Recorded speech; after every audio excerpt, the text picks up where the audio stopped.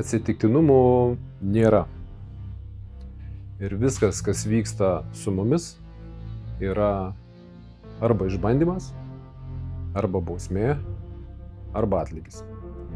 Išbandymai ateina mums tam, kad padarytų mus stipresnius, išmokytų mus kantrybės, tikėjimo ir drąsos.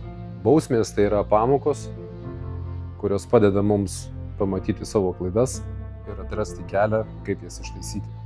O atlygis tai tarsi tylus mums priminimas, kad mūsų geri darbai ir pastangos niekada nelieka be pėdsako.